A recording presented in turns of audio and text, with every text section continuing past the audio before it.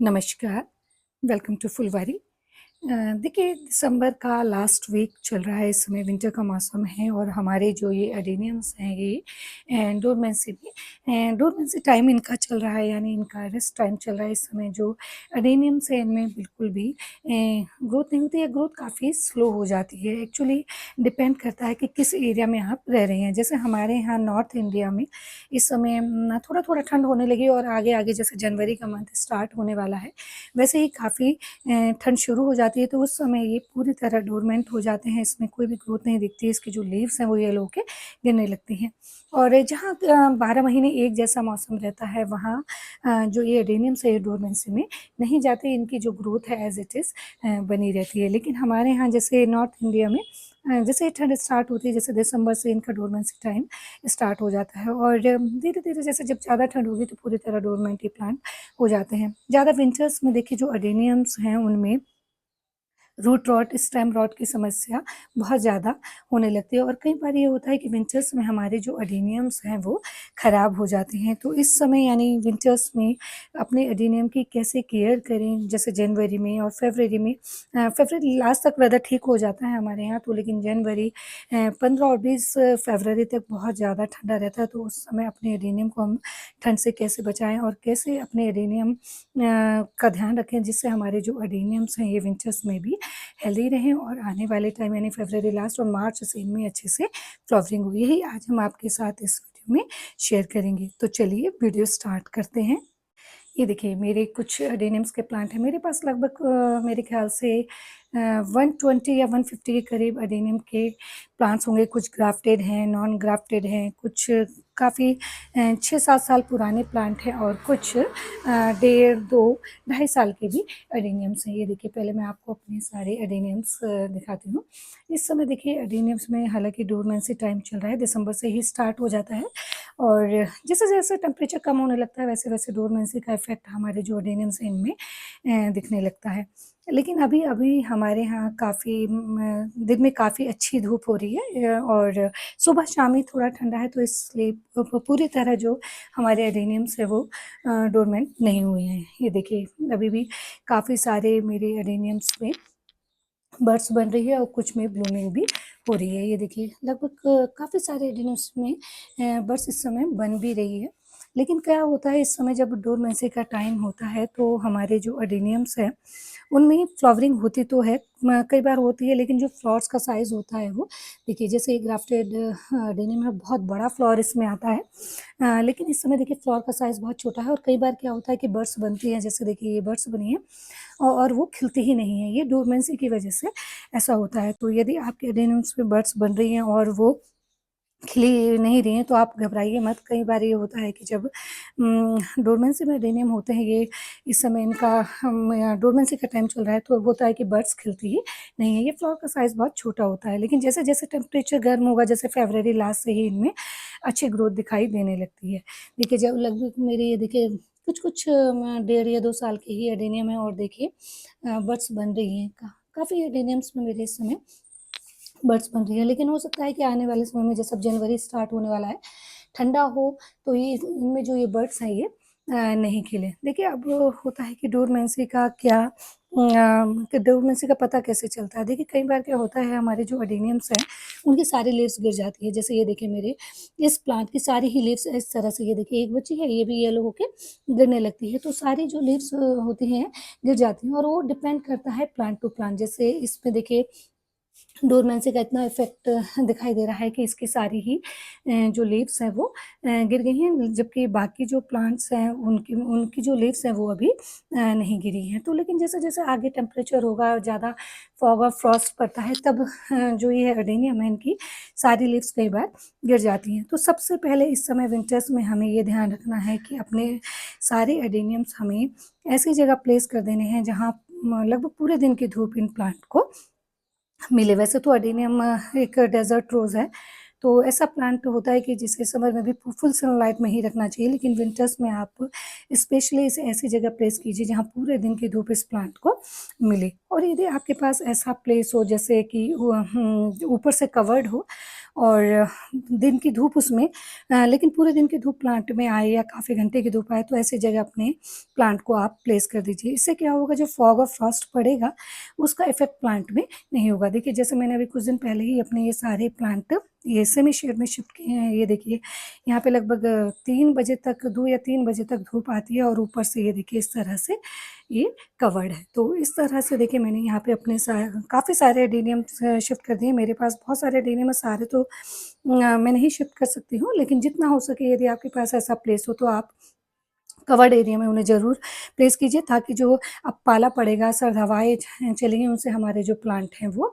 Safe रहें। क्या होता है कि जब बहुत ज़्यादा पाला पड़ता है तो क्या होता है, जो स्टेम्स हैं उन पे इस तरह से पानी जम जाता है और कई बार होता है कि स्टेम रॉट इसमें होने लगती है। तो यदि हो सके तो आप ऐसी जगह अपने सभी प्लांट्स को शिफ्ट कर दें जहाँ ऊपर से कवर्ड हो और पूरे दिन की धूप या काफ़ी 5-6 घंटे की धूप इन प्लांट्स को मिलती रहे, तो डोरमेंसी का इफ़ेक्ट भी कम होगा और प्लांट खराब भी नहीं होंगे।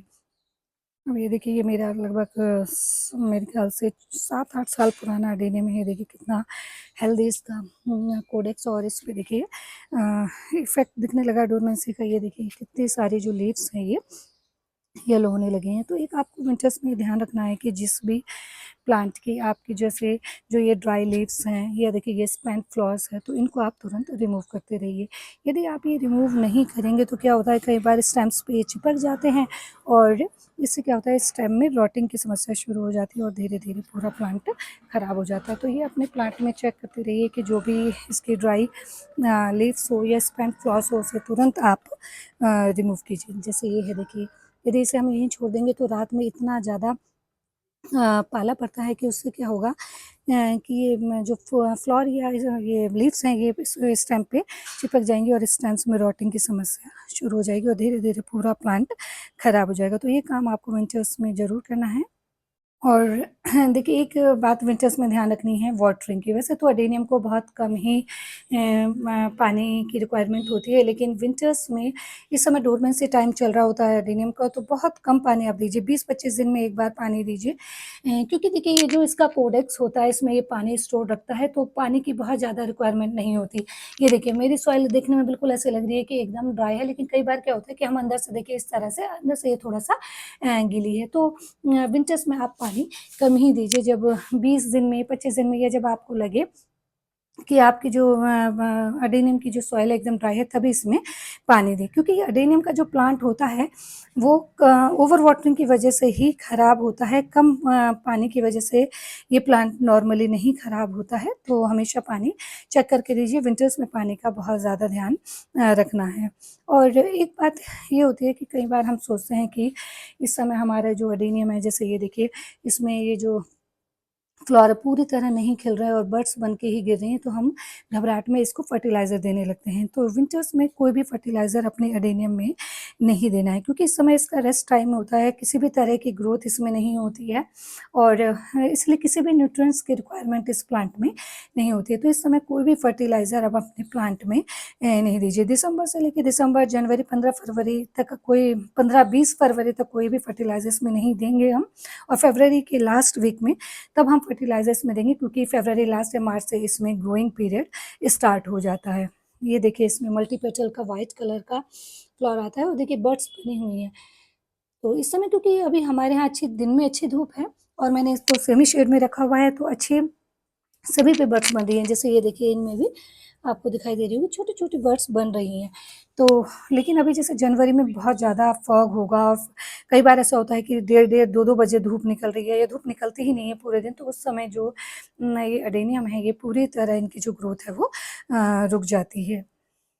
हाँ, ये देखिए ये मेरा देसी अडेनियम है और इसमें भी देखिए ये बड्स बनी हुई हैं और ये ग्राफ्टेड अडेनियम है। इसमें येलो कलर का फ्लावर आता है। ये देखिए बड्स बनी हुई हैं, कोई-कोई बड्स बनी हुई है कई बार, और ये देखिए ये बड्स बनी हुई हैं और इसमें बड्स बनी भी लेकिन बिना खिले गिर भी रही हैं और कभी-कभी कोई-कोई फूल खिल भी जाता है। ये देखिए ये भी ग्राफ्टेड अडेनियम है और इसके भी हर एक ब्रांच पे ये देखिए बड्स बनी हुई हैं। ये हर ब्रांच पे बनी हुई हैं, क्योंकि अभी दिन में अच्छी धूप है और सुबह शाम ठंडा हो रहा है, इसलिए अभी इसमें देखिए बर्ड्स बन भी रही हैं। लेकिन जैसे जैसे जनवरी का मंथ स्टार्ट होगा, ये बहुत ठंड होगी, तब इसमें ये बर्ड्स भी नहीं बनेंगी और एकदम से इसकी जो ग्रोथ है वो रुक जाएगी। देखिए मल्टी पेटल का फ्लावर है, डबल पेटल में फ्लावर्स, और कितना खूबसूरत ये लग रहा है।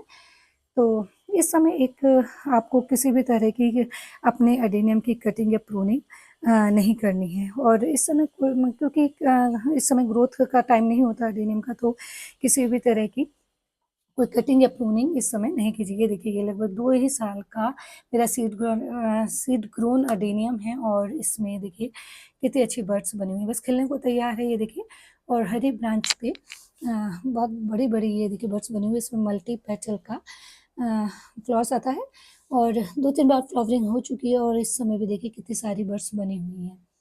Yes, yes. और ये देखिए मैंने एक पॉट में कटिंग लगाई थी, इसमें भी पहले भी फ्लावरिंग हो चुकी है, और ये देखिए इस तरह से ये बर्ड्स बन रही हैं। तो देखिए विंटर्स में एक बात ये ध्यान रखनी है कि इसमें किसी भी तरह की इस समय कटिंग आपको नहीं करनी है, और ना रिपोर्टिंग आपको इस समय करनी है। इस समय देखिए दिसंबर में, जनवरी में 15 या 20 फरवरी तक एडेनियम में कोई भी आप रिपोर्टिंग वगैरह का काम भी नहीं करें। अभी देखिए जैसे मेरा ये वाला जो एडेनियम है, और ये देखिए ये इसका ये जो पॉट है ये फट गया है, क्योंकि इसका जो प्रोडक्ट्स है देखिए काफ़ी बड़ा हो गया है, उसके हिसाब से ये पॉट थोड़ा छोटा रह गया। लेकिन मैं अभी इसको रिपोर्ट नहीं करूँगी, फरवरी लास्ट में अब मैं इसको रिपोर्ट करूँगी। तो इस समय विंटर्स में एक बात आपको ये ध्यान रखनी है कि आप इस समय बिल्कुल भी प्रूनिंग या रिपोर्टिंग एडेनियम्स की नहीं करें। तो बस इन कुछ-कुछ चीज़ों का आप ध्यान रखेंगे, तो आपके जो एडेनियम है ना, विंटर्स में भी एकदम हेल्दी रहेंगे। और एक हाँ, सबसे ज़्यादा इम्पोर्टेंट काम ये है कि आपको इस समय जैसे विंटर्स में जब जब धूप निकले, तो बीच-बीच में आपको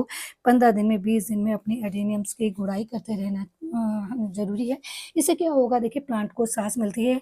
क्या होता है कि जब हम प्लांट में पानी देते रहते हैं और गुड़ाई नहीं करते, तो उसकी जो सॉइल है एकदम हार्ड हो जाती है। देखिए जैसे मेरे तो सभी जो ये पॉटेज मैं करती रहती हूँ 15-20 दिन में गुड़ाई, तो ये देखिए सॉइल एकदम इस तरह से भुरभुरी दिखाई दे रही है, जमी-जमी सी नहीं है। और इसलिए गुड़ाई करना बहुत ज़रूरी होता है। इससे क्या होता है, एयर सर्कुलेशन बना रहता है सॉइल में, और प्लांट भी हेल्दी रहता है, प्लांट की जो रूट्स वगैरह हैं वो हेल्दी रहती हैं। तो आप गुड़ाई 15 या 20 दिन में ज़रूर कीजिए।